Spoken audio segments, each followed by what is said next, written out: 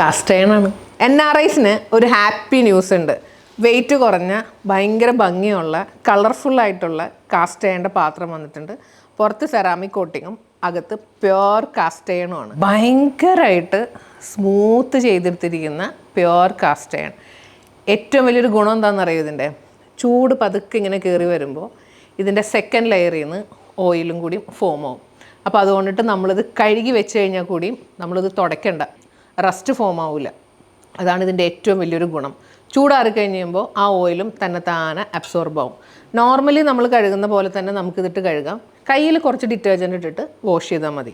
ഇതിന് 2 കളേഴ്സാണ് ഫെറൈറ്റിൽ ഇപ്പോൾ അവൈലബിൾ ആയിട്ടുള്ളത്. ഒന്ന് വന്നിട്ട് നീല കളറും മറ്റേ കളർ വന്നിട്ട് ചുമന്ന കളറുമാണ്.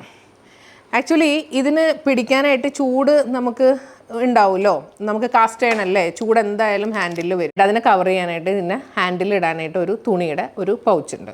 അതുകൂടാതെ ഈ പാത്രം കഴുകാനായിട്ട് ഒരു സ്ക്രബ്ബറും കൂടിയും ഇതിൻ്റെ കൂടെ തന്നെ ഫ്രീ ആയിട്ടുണ്ട്.